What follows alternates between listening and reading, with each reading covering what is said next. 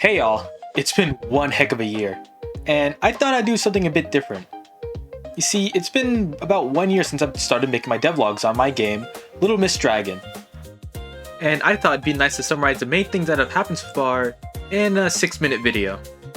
Before we get started, please make sure to like and subscribe if you haven't already, and why don't you check out my Instagram for any updates on the game. I've also recently made my own Twitter account too, so I can post my updates there too. So without further ado, we first begin with my last game, an unnamed isometric top-down game that was going to be sort of like a roguelike, but not really. And development was going well, until I succumbed to the biggest killer of games, scope creep. And I was just adding more and more things because I saw other games do it, while also neglecting to make it actually work together. And since it wasn't going anywhere, I decided to scrap my project and start something else. Let's see, I could start from scratch, but I wanted to try something new, like a new genre. Well, how about an RPG? Yeah, that is my dream game to make, but it's a long and lengthy process and I want to release something more simple. How about a 3D platformer then? Yeah, I could go with that, but what kind?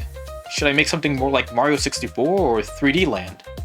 Well, I've been playing a lot of Mega Man lately, so how about a 3D Mega Man-like game? You know what? Yeah, that could actually work. Let's go with that. I need to talk to real people, man. And so I began working on a 3D platformer by following this tutorial, and I managed to slap together a play area where the player can move, jump, and of course collide with objects.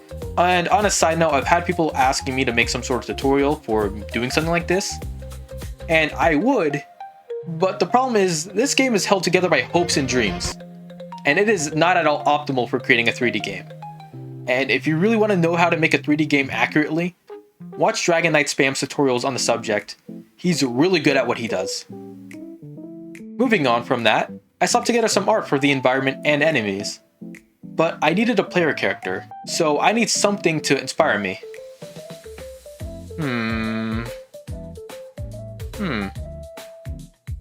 Yeah, sure, you'll do. And so Little Miss Robo was born. And with her ability to sweep and clean up litter, nothing will stand in her way.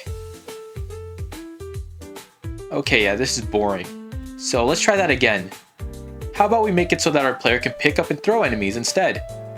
And let's give them the ability to home in on enemies like Sonic while we're at it. Not only that, let's make it so that they have the ability to copy abilities like Kirby. And make him a snail, I guess. I don't know anymore. Sweet! Now all we have to do is make some obstacles like moving platforms and cannons, and we can continue on with the level design. But wait a sec, isn't this supposed to be a Mega Man-like game? So wouldn't copy abilities in the level go against the idea of gaining abilities from the boss? Okay, new plan. You take the moveset from one of my abilities and make it so that you can just punch now. And sure, let's make him a dragon because I don't care anymore. And that's it. We're never going to redo the moveset ever again.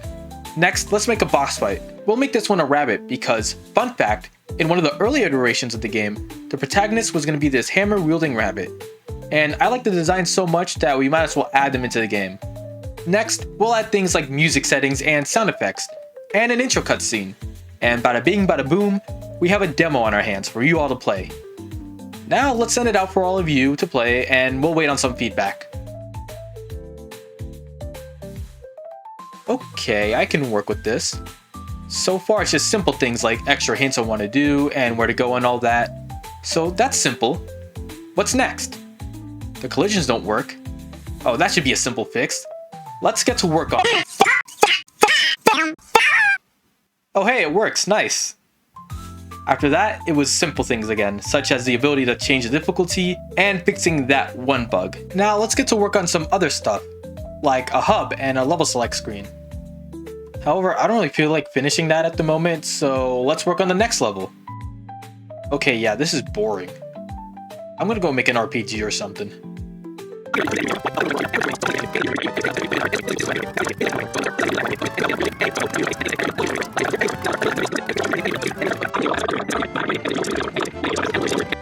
Okay, I'm back. Now let's work on the rest of the game. We'll make some more obstacles and enemies, make the environment, and most importantly, a boss. I'm kind of skimming over this part, but really it's because I've already made a video about this not too long ago, so we can move on from that. And now, here we are with some of my more recent additions.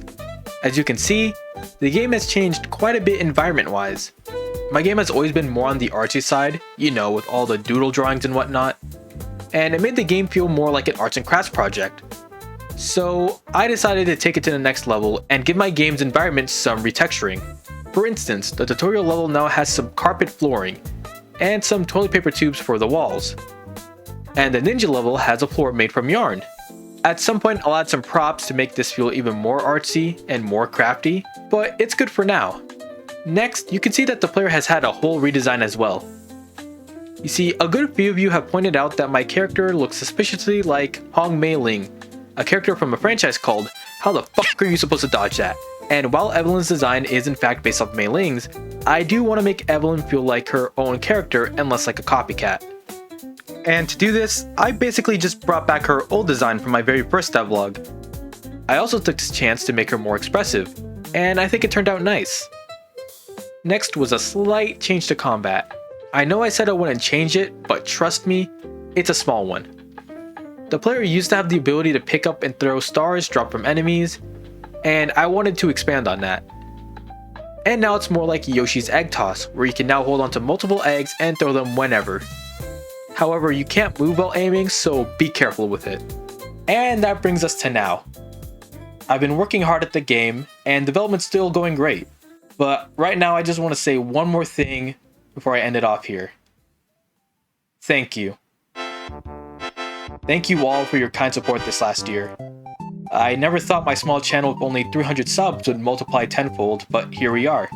You all have pushed me to make Little Miss Dragon the best game it could be.